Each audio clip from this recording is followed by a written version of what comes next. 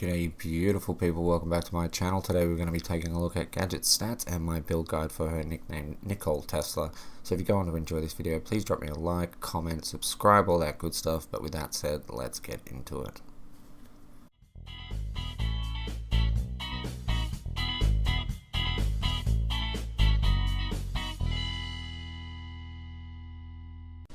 Alrighty, starting off with Gadget's stats.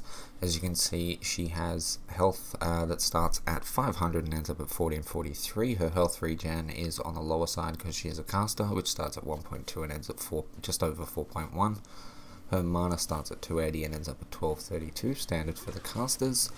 Her mana regen as well is 1.3, ends up at just over 5, or just under 5.1 rather, which is standard for casters.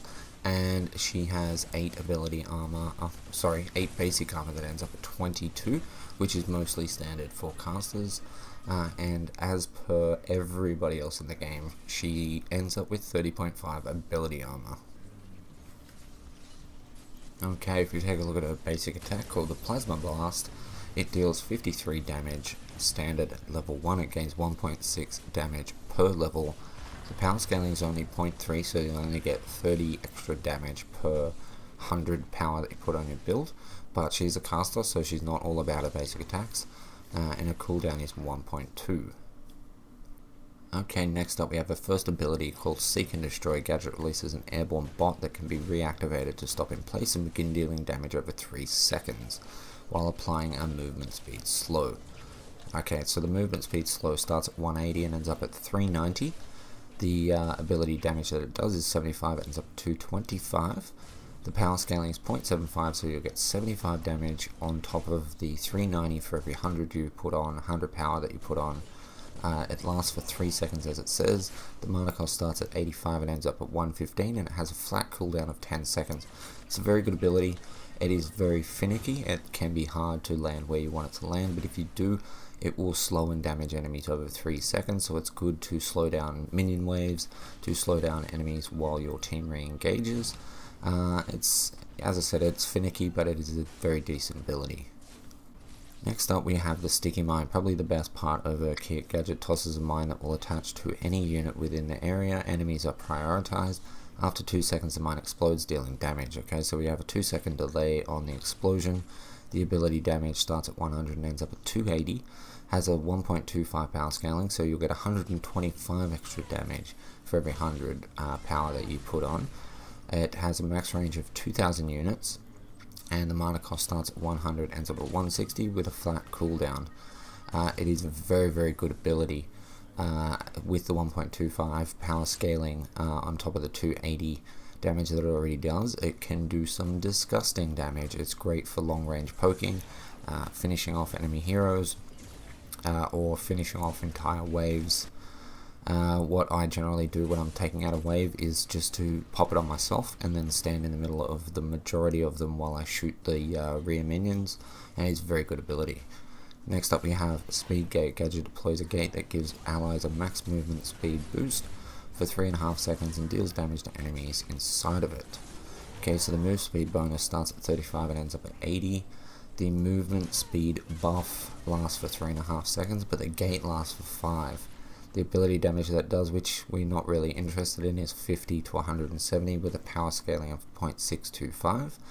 The mana cost is 40 flat, and the cooldown starts at 22 seconds and 13 seconds. So obviously this is best used as your escape, or to get a teammate out while slowing down the enemies.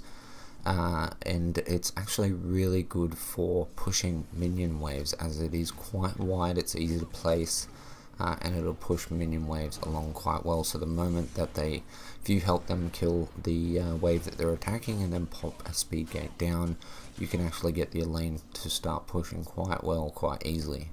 Next up we have Tesla Dome. Gadget's Tesla Dome deals damage over 6 seconds to all enemies in the area. It starts off doing 350 damage and ends up at 730 with a power scaling of 3.125. So as you can imagine, with a good amount of power in your build, this is disgusting. It costs 100 mana at the start and ends up at 150. The cooldown ends up at 70 seconds, and the casting range is around about your basic attack range. It is what I like to call one of the holy trinity of ultimates that synergize with Deca. If Deca puts down a cage and gets everyone inside it, and there is a Tesla dome on top of it, and then you add anyone like Gideon's ultimate, Howitzer's ultimate, or Steel's ultimate on top of that, there is death. There is just going to be death. It is a brilliant ability. It can be hard to place at times to make sure that the enemy stays inside it for as long as possible, but it is a very, very good ultimate. It does a lot of damage. Okay, moving on to the build that I use. Starting off with the Prime card, I actually use the Archmagus. Most people would use the Warlord, but considering that I feel like a lot of people actually use the Warlord, I use Archmagus just to get that extra damage to structures from your minions. Okay, so as far as the meat of the build goes, these are the 6 cards that I end up with. I start off with I don't actually start off with it, but we'll start off with Mind Flow. Okay, it has 3 basic mana on it, and the unique passive gives us 10% cooldown reduction while over 50% mana. Next up we have a Sage's Ward with 3 casts. Then we have 2 Staff of Adamants, both with 3 major casts to give us a good amount of damage and a little bit of extra mana. Then we have a Chronomancer's Disc with 2 Chronos and an Advanced Spark, or 2 Sparks and an Advanced Chrono, whichever. That gives us 10% cooldown reduction as well, so with that and Mind Flow, we end up with 20% cooldown reduction while over 50% mana. The last card that I use is Honor the Pure with 3 lesser healths. It's an active card that gives us a shield, which I tend to use when I get attacked by a group of enemies. I pop my ultimate, and then try to get myself out. I run it with 3 lesser healths, but you can choose to run it with 3 lesser manas if you like, or get rid of them altogether and put extra power on your Sage's Ward. Okay, so that is the final build that I actually use. It serves me quite well, or even though I have an issue where I forget to use Honor the Pure all the time. I'm just trying to get used to it. As far as early game cards go, because we are on 25 or 40, I typically use Burst Engines or Quartz Blades.